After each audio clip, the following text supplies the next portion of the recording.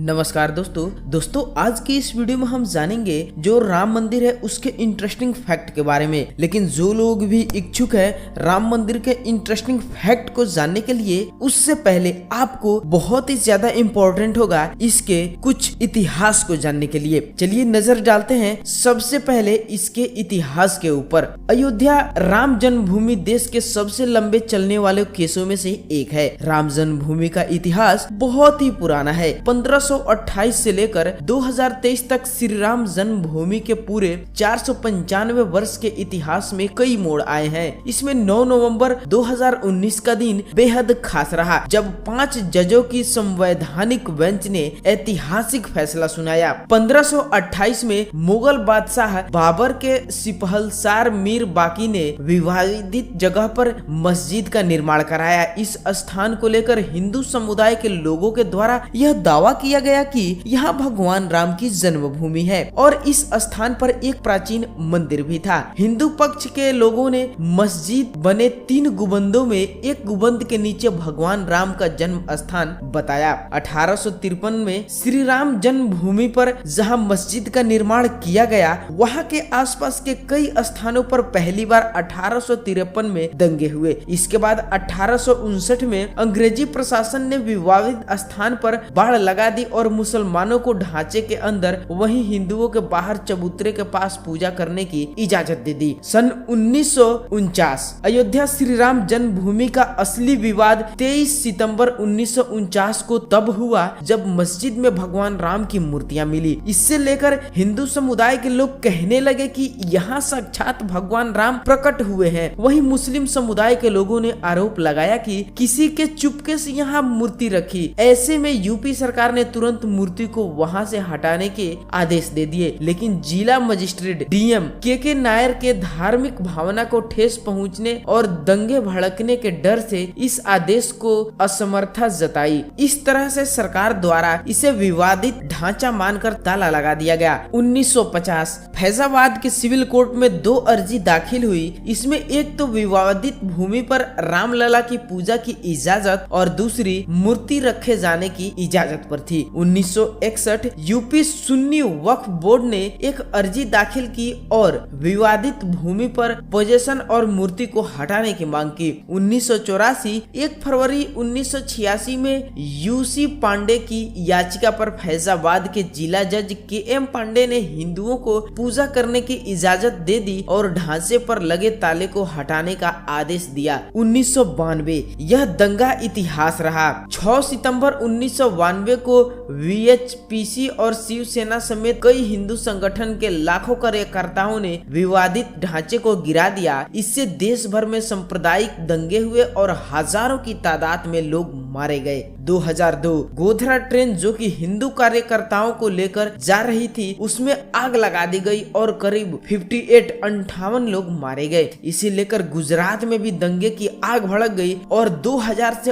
अधिक लोग इस दंगे में मारे गए। 2010 इलाहाबाद हाई कोर्ट ने फैसले पर विवादित भूमि की सुन्नी वक्फ बोर्ड रामलला विराजमान और निर्मोही आखड़ा के बीच 3 बराबर हिस्सों में बांटने का आदेश दिया। 2011 अयोध्या विवाद पर इलाहाबाद हाई कोर्ट के फैसले पर सुप्रीम कोर्ट ने रोक लगा दी। 2017 सुप्रीम कोर्ट ने आउट ऑफ कोर्ट सेटलमेंट का आह्वान किया और भाजपा के कई नेताओं पर आपराधिक साजिश आरोप का बहाल किया गया। 2019 8 मार्च 2019 को सुप्रीम कोर्ट ने मामले को मध्यस्थता के लिए भेजा और 8 सप्ताह के भीतर कार्यवाही को खत्म करने का आदेश दिया। इसके बाद 1 अगस्त को मध्यस्थ पैनल ने रिपोर्ट पेश की और 2 अगस्त को सुप्रीम कोर्ट मध्यस्थता पैनल मामले में समाधान निकालने कामयाबी नहीं रहे। इसी बीच सुप्रीम कोर्ट में अयोध्या मामले को लेकर प्रतिदिन सुनवाई होने लगी और 16 अगस्त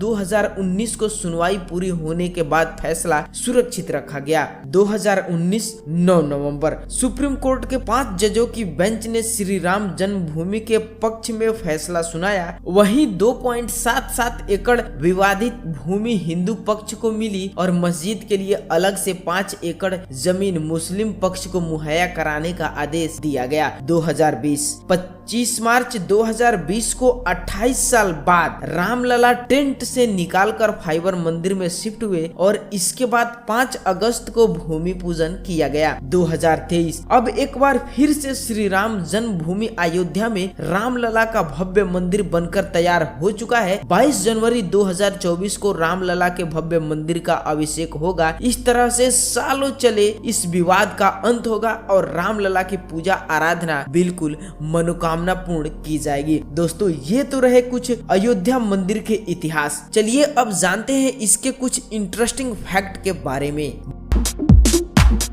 मंदिर के कुछ दूरी पर जमीन में टाइम कैप्सूल दबाया जाएगा, जिससे कि अगर सालों बाद मंदिर के बारे में कुछ जानकारी लेना हो तो ली जा सकती है।